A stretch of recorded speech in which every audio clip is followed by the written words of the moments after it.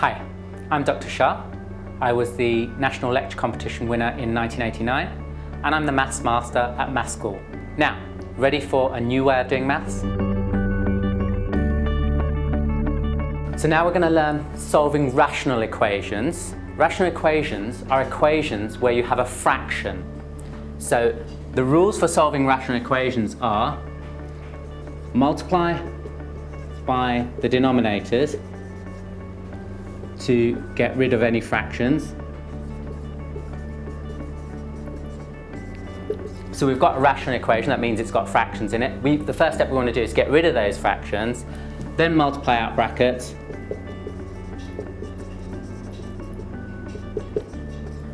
and then collect all the terms to one side,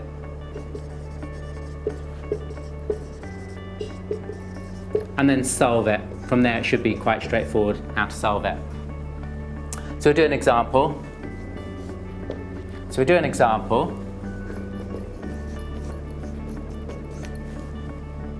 First step is to put in some brackets around this x plus 2. Whenever you have a sum, a plus or minus sign inside a fraction, really there should be brackets around there.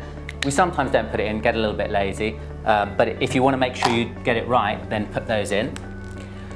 Multiply by denominators to get rid of fractions. So there's the denominator of this fraction, and we want to get rid of the fraction, so we're going to multiply by x plus 2, and we're going to do that to both sides. So multiply both sides by x plus 2, and that divided by x plus 2 and the multiplied by x plus 2 cancel each other out. So on this side we get x times x plus 2, and on this side we're just left with 3. So multiply by denominator to get rid of fractions, we've achieved that already. Next step is multiply out the brackets. So we're going to multiply out the brackets. X squared plus 2x equals 3. Collect all the terms to one side. So that 3 I want to take over the other side, so I'm minus 3 from both sides.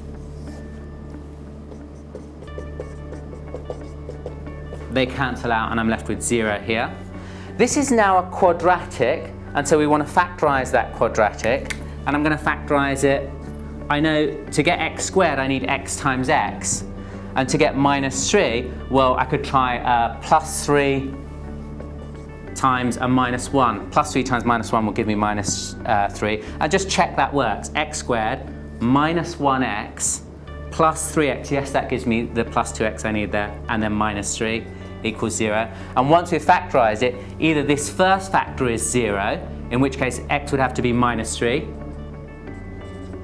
or the second factor is 0, in which case x would have to be 1. And so that's our rational equation solved.